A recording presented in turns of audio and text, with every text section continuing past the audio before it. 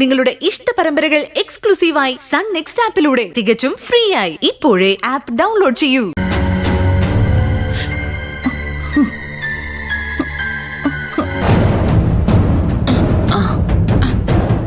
പ്രശ്നമൊന്നുമില്ലല്ലോ പവിയേട്ട? ഇല്ല, ഒരു പ്രശ്നവുമില്ല.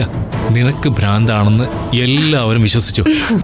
പിന്നെ ആ ദർശന അവള് മാത്രം വിശ്വസിച്ചിട്ടില്ല.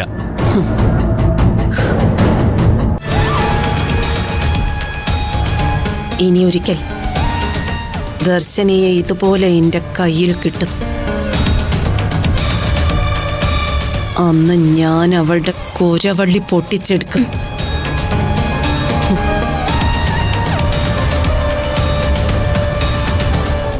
കഴുത്തൊടിഞ്ഞു തൂങ്ങിയിട്ടായിരിക്കും അവള് ചാവാൻ പോകുന്നത്. ദർശന അവിടെ കലിതുള്ളി നിൽക്കുക. നിന്നോടൊപ്പം കൂടി ഞാനും അഭിനയിക്കുകയാണെന്ന് അവള് പറയുന്നത്.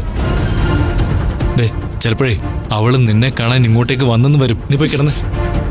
അവള് വരട്ടെ, വരുമ്പോ ഞാൻ കാണിച്ചു കൊടുക്കാം.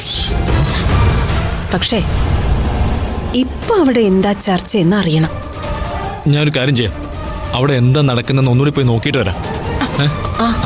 നീ ഇവിടെ ബോധം കെട്ട് കിടക്കുന്ന പോലെ ഒന്ന് കിടക്ക്. പവിട്ടം പോയിട്ട് പോവാ. കുത്തി കുത്തി എന്റെ കണ്ണിന്റെ കാര്യം.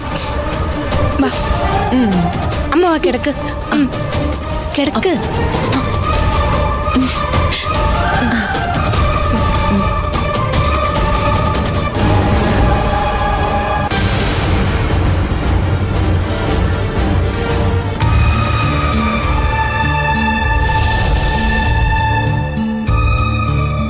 ഇപ്പൊ എങ്ങനെയുണ്ട് അമ്മേ?